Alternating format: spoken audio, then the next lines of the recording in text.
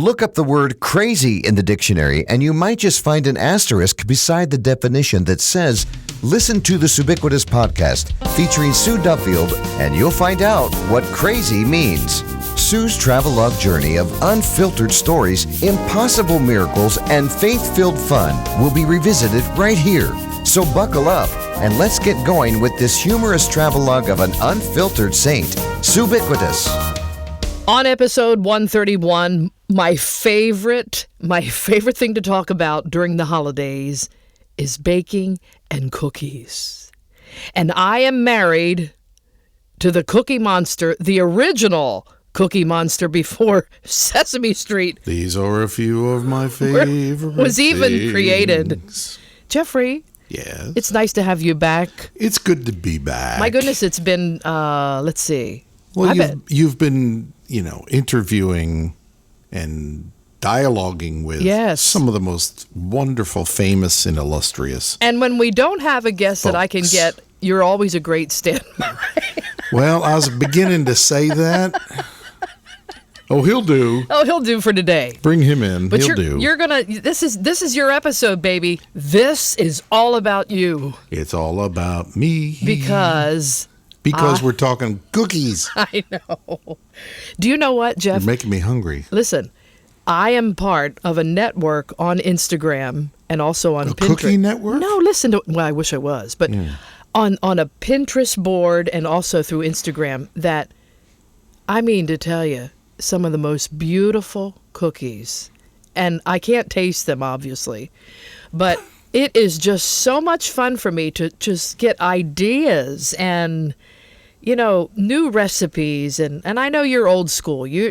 As much as I like to try new things, you would prefer. That doesn't mean you're old school. No, but I mean, you would prefer the old. Find something, memory of cookies. You find something that works. Yeah, right. And you stick with it. Now, if something new and better comes along, then you go with that. But you're not one of those that likes anything with coconut or walnuts. That has nothing to do with new or old. No, I know. Or no dates in anything like that. No. And I will purposely say to you, when we're looking at an enormous cookie tray, like some of these events that we've done, and I'll point to a few of them and say, you will love this. Yes. But you will not even like this. No, generally speaking, you are correct. Most times I've found you to be accurate in your summation and your advice to me that try this don't try that, because you know me, and it's a wonderful thing. I know, and I'll never forget many moons ago. I know where this is going. Listen, no, I handed you. I know where it's going. A peanut butter blossom from Linda Bennett's house. Yeah, I'd had them before that. You had? I don't think so. I do. You do? You mean All with right. the Hershey Kiss? Oh, yeah. Well,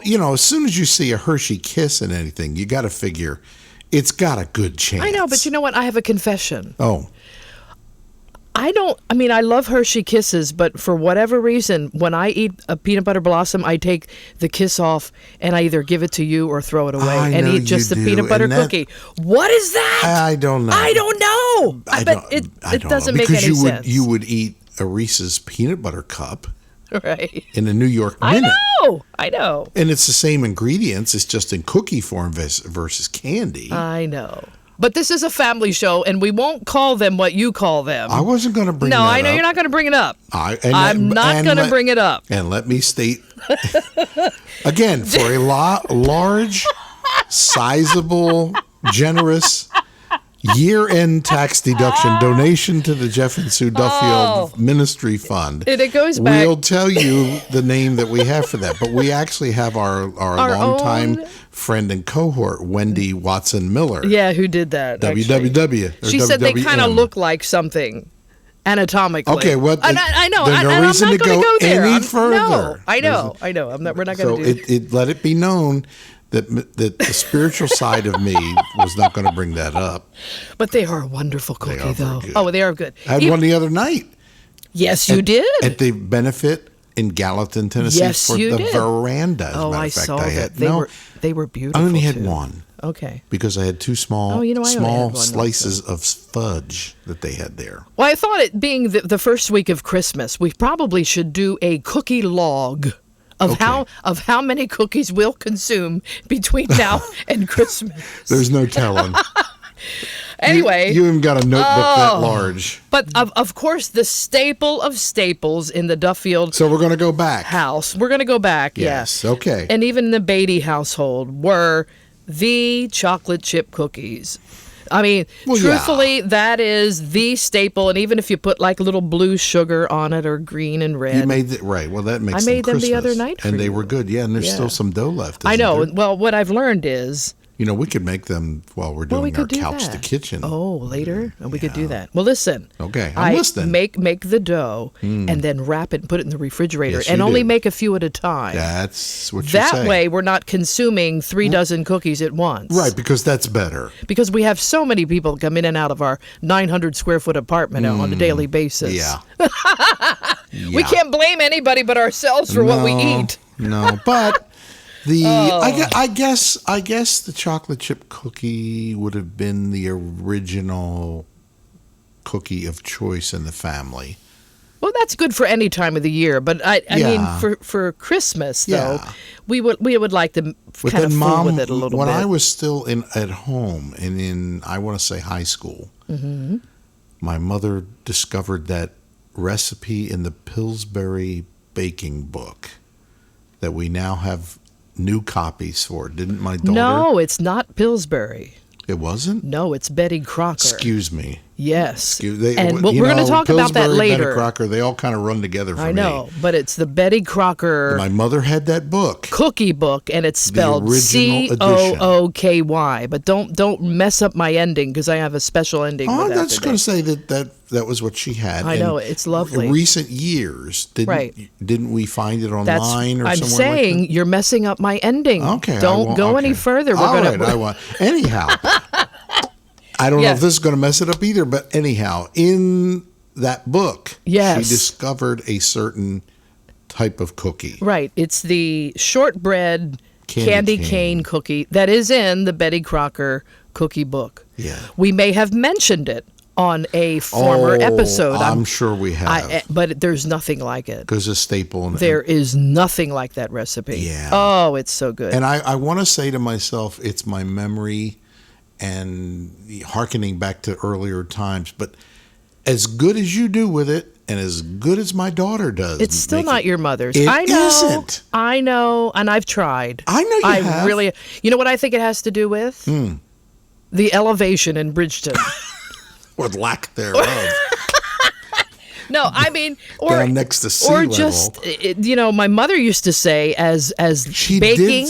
She did something to it. No, as baking has continued, Mm-hmm. butter has changed. I guess. I mean, Crisco's still Crisco, and the diehard Crisco bakers out there say, that's still your best staple to use for shortening.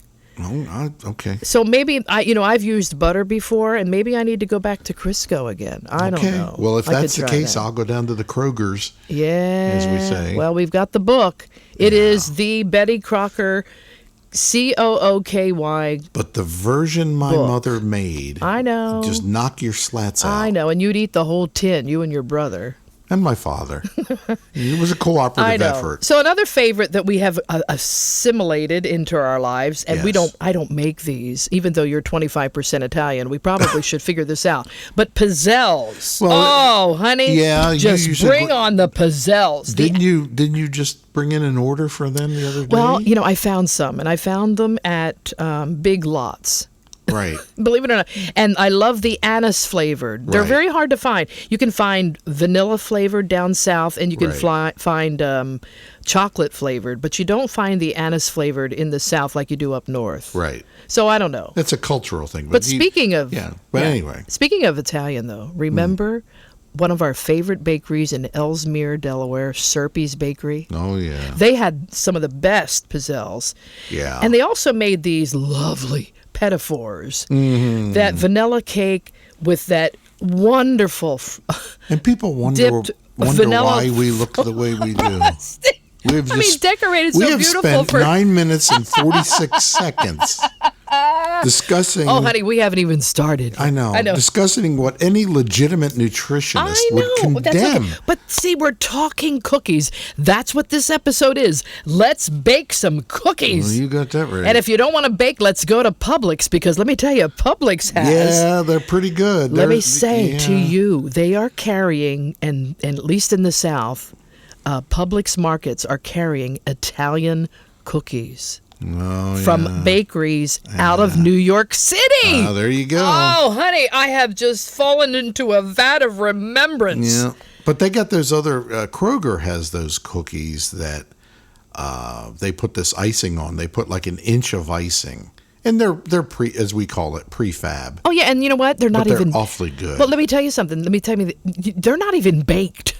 Okay. They air bake them. Whatever. They're not even put in an oven. I don't know what they do. You have to understand, when it comes to this subject, I don't care how the soup is made. I know. I just care that you've got it there. That's all that matters to me. I don't want to know. Well, I don't know how the sausage is made. I'm not interested. I just want, give me a cookie. So then, remember years ago, Jeffrey, we discovered, speaking of bakeries, and I told you it is worth getting in the car today. No, it's not. And driving to Pittsburgh and going to Oakmont Bakery in Oakmont, Pennsylvania. If we could find a friend, Dwight Williams, and there's other friends of ours here in town that have access to corporate jets and would to take us up there, then I would go. Listen, for a nominal cost, I can make a order to Oakmont Bakery before December the 16th. Well, let's get online have it delivered right to our house. Well, then let's get online and get the nominals done. Those macaroons and what are we waiting for? Those iced sugar cookie Christmas trees.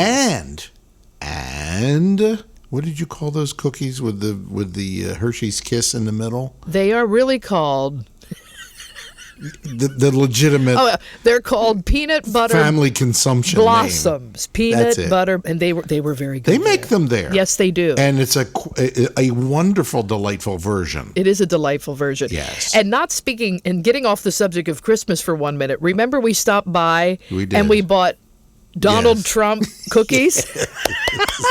But we had to eat them. But I love, listen. We were around friends they that were fabulous. With them. Well, but we bought a ton of them. I know we did. And we were passing them out and handing them out to the people that loved, Donald Trump at the time running for president. Yep. But his running mate, or not his running mate, but his counter opponent, yes.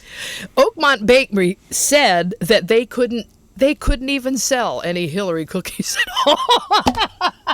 I'll just let that I'm sorry. stay right there. I know. Back That's okay. to Christmas, ladies and gentlemen. Back to Christmas. But that was kind of a funny thought. Well, my mother's favorite thing to bake, and also besides her chocolate cake, but that's another episode. But we're just talking about. Don't even go there. No. We're talking cookies here. Because Christmas has never been the same. No. Since your mother ceased. I know. That baking effort. I'm sorry, honey. I cannot do her cake. I've tried the recipe. It still doesn't do. I don't know what it is. Well, you can make a chocolate cake, can't you? Yeah. Well, I'll go get the icing. No, because your mother used to use the Pillsbury frosting, icing. they call it. Well, okay. Whatever they call it. You say potato. But it's out of a can. I say I don't It's care. out of the Pillsbury I don't care can. if it comes out of my luggage. I like how it tastes. Well, my mother's favorite thing, though, was, and it was her great-grandmother's recipe, is the molasses cookie repacy. That's it. That's right. God only knows what else they put in that repacy. You're so worked up over these cookies, you can't even see recipe. What else did they put in that repacy? Yeah, anyway, but no, pure molasses. But your mother, and we've said this on previous episodes. See, you can't say either. No, I'm because I'm thinking about that cake.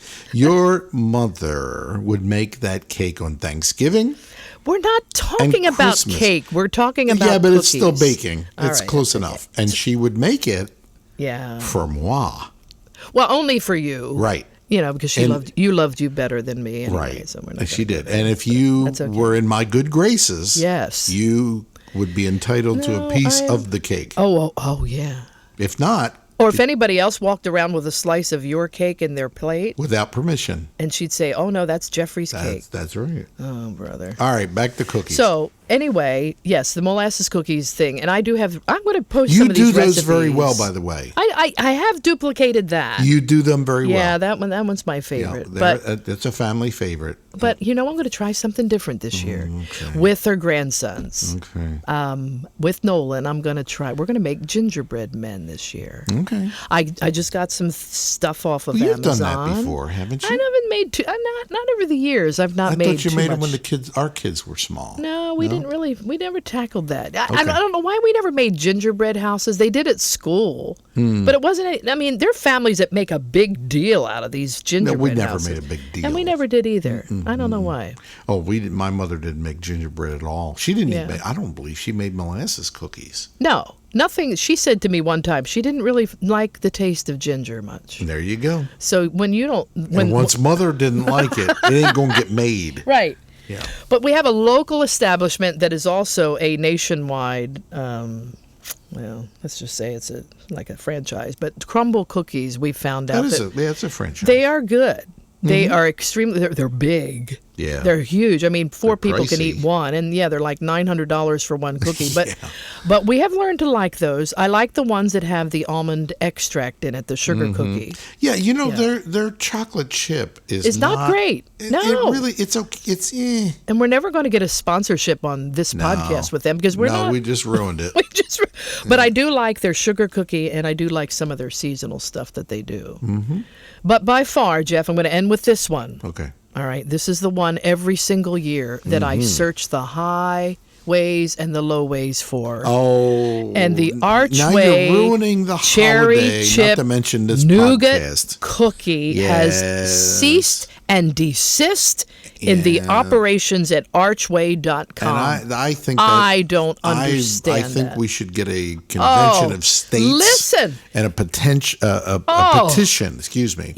You have no idea. I actually sent a message there to Archway. There should be legislation enacted forcing them to make these things. I think it has everything to do years and years and years ago with red dye number 5 or whatever it was. You can't come up with something else? No, that's what I said. Use some other whatever. And a few years ago when they were making them still. They came back. You couldn't find them. No. Because everybody bought them. And then here's your sign. Do you know I would give them, my grandmother would give them to you, the Archway cherry chip nougat cookies. Put a little bow on the top. And that was your present. And you know what? You ate every last one of them all on your own. Yes, I did.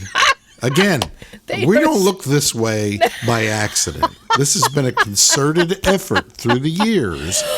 Oh, my goodness. But guess what I did find? And thanks to, unfortunately, Josh, Christmas is in heaven right now, and it breaks my heart. But one of the things that I gave him a couple of Christmases ago. Yeah, you turned him on to those. When we found them again, they were making them for just a brief year. Yep. And I said, Josh, you need to taste these Archway cherry chip nougat cookies. And he said, dear God, I think he spoke in tongues. It was unbelievable. He said it was the most amazing experience he ever had. Yeah, he went on a search for them. Yeah. Well, there was one time we were on the road. We were living here, but we were on the road back up in Delaware. Mm-hmm. And we went to the, as my mother used to say, the Acme store. Yes. Grocery store. And you found we did. And I bought every last one of them. And you bought like 6 or 8 packages. Yeah, there was only 6 or 7 left, and I bought them all. Yeah, you cleaned them out, and we brought them home and froze them. We did. We froze them just for a couple of days. yeah. As long as they lasted. Anyway, I don't know what it is. It's just, that was Christmas in your mouth. Christmas in your mouth. Those cherry chip nougat cookies from Archway. And let me tell you, if you get on Archway.com, send them a message and say, Make these cookies. Make these cherry chip nougat cookies. There's a piano player in Nashville that wants them so good. From his late teenage years in his memory, and he wants more of them. Make them again. Well, and here, guess what, though? I did this, and I hope I didn't tell you this, but in the pantry is cherry chips, pecans, because that's what makes it a nougat flavor. Yeah, but that's... Yeah. And there's flour, of course, and sugar, and cherry flavoring, and I'm going to attempt to make your cherry chip cookies this year. These are the actual Archway recipe. I have a recipe from Archway. Now, they say when you make them, they didn't bake theirs there either. They're not baked cookies. I don't know how to explain it to you, but they're air baked. They're not really put into hot. How do you air bake something? I don't know. Is it just the air is heated? It's hot air. It's hot air that bakes them. It's not we got enough of that laying around here. We'll be able to come up with it. Yes! We can air bake That's stuff. the recipe I want. Yeah, if that's all that's needed, we got that covered. All right, Jeff Duffield. So I'm going to try in my best to make you with the recipe of the hot air baked cherry chip nougat cookies for Christmas. Well, I look forward to that with great anticipation. Yes. And in the meantime, and I'll report back on the All efforts. Right. Well, you can take a nap for a few minutes while I close this out. But that'd be a fast nap. But thank you again for joining me. This has been a treasure to have you on here. Oh, with the me. pleasure was all mine. No, or somebody's. Whatever. Anyway. As you know, most times I'm here anyway. You're here anyway. Even if I'm not heard. That's true. And even the times that you record remotely. You're all hearing and all seeing. You're omniscient. It still passes my ears before it goes out to general public consumption because I'm the editor. That's right. So scary. Okay, I'm going away. Okay, goodbye. Goodbye. Speaking of omniscience, Proverbs 20, verse 12 says this: the hearing ear and the seeing eye, the Lord has made them both. Think about that for a second. You know what? There are 60,000 miles of blood vessels in every human. Over 15 million blood cells are produced and destroyed in the human body every second. And the longest living cells in the body are the brain cells, which can live an entire lifetime. Praise God for that knowledge. But fun facts about the human body have always interested me. You know, I love hearing about how many bones we have in our body. Believe it or not, there are 206 bones as an adult, but we are actually born with 350 bones at birth. And what happens is many of those bones fuse together as we grow into adulthood. And did you know that we have over 100,000 hairs on our head?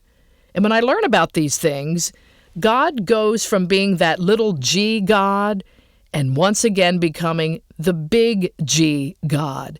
And it's when I stop and take the time to think about fun facts like these that I'm reminded that God is God and He has everything under control, no matter what the recipe, right? He doesn't need any help from me. And it's only because of His loving nature, His mercy, and abundant grace that He allows me to play any part, what He does at all. No matter what part I play, it's all in His hands. And kind of like when I had my children, David and Annie helped me bake cookies. And now the littles, the grandsons, who I hope one day will join me by getting flour and sugar all over the kitchen. That's what happens. And I surely don't need their help. And in all honesty, you know, I could make a lot of yummy treats with my eyes closed and getting it done much faster and more efficient. And when our own kids helped me when they were little, there was much more of a mess to clean up afterwards. But to tell you the truth, making cookies together takes much longer than if I just do it on my own. But my joy and my pleasure is increased 100 times when I have the sweet presence of my own kids and now my grandkids by my side. And from the time they were babies, those chubby little hands reached up for a wooden spoon to lick or fighting over the mixer beaters. I have a visual of that one. And you see, it isn't the task of baking cookies that brings me such joy. It's the time I spent with them. And laughter can be heard from our kitchen while memories are being made, and these precious memories become like a super glue that holds our family together as the years go by and as they grow older. You know, God is the creator of all things, but most importantly, He created us, and I love that. It says in Colossians 1:6, all things were made by Him and for Him.